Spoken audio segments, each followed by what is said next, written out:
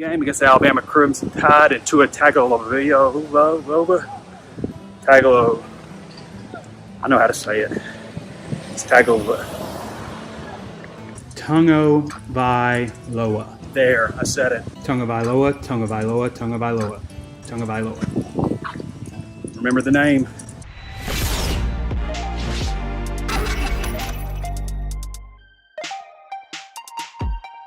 That's it for Monday press conferences. John Chavis, Joe Craddock, Chad Morris, Trey Knox committed. It's a double day. We've got basketball media day with Coach Anderson. Get to watch a little bit of practice. This team continues to improve. I thought they were going to let go of the rope, and it does appear that they did splinter a little bit after that North Texas loss, but they've definitely brought them back together. After the second game of the season, a heartbreaking loss, you saw it start to splinter just a little bit, but ever since that day, you've seen our team really come together.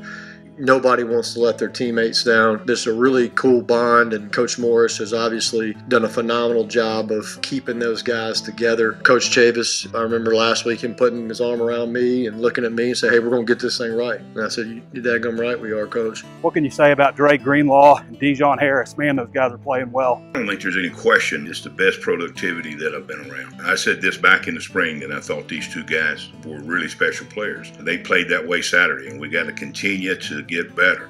I didn't play perfect, neither one of them did, but they laid it on the line. That's a lot of productivity, and really appreciate their effort, appreciate their leadership. Arkansas's got to stay healthy on defense. Nobody's going to predict them to beat Alabama this weekend, but they got to keep moving forward because there's a stretch coming up here after this game with some possibilities. Some of those 50-50 games that you predicted early in the season to stop looking 50-50, starting to look a little more possible. Door open this week? Nope. They do lose a game once a year or so, sometimes twice. They don't win the national title, but it's always a massive upset. Arkansas didn't have the team to do that this year, obviously. Going to have a lot of recruits here. Alabama-centric music this week.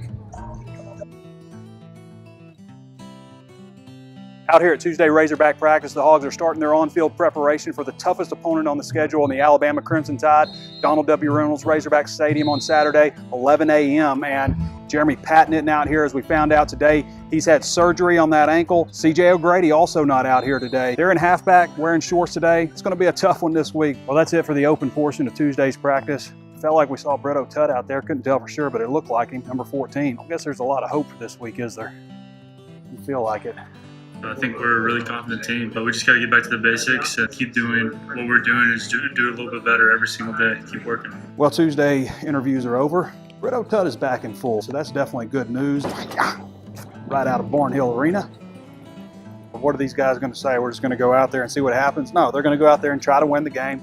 They're going to put together a game plan that's going to give them the best shot to beat them. It's probably not going to work, but they're still going to do it. They need another guy out there at cornerback. McClellan's done some good things. Monteric's done some good things too. Maybe not coming along quite as fast as McClellan has, but he just also moved over to cornerback. Getting Brito out there is good, especially with the news that Chevin Callaway's no longer with the team. These guys continue to respond, absolutely locked in, ready to go. Got a great opportunity in front of us. There's no doubt about that. We embrace the opportunity and look forward to the challenge that we have ahead of us. Dylan Hayes taking a medical hardship, so he's essentially giving up football.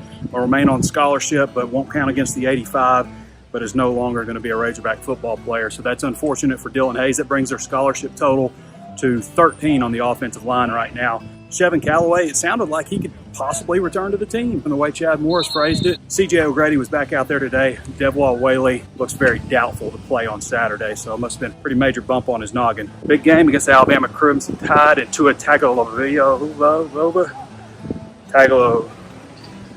I know how to say it. It's Tagovailoa. Tagovailoa. There, I said it. Tagovailoa, Tagovailoa, Tagovailoa, Tagovailoa. Remember the name.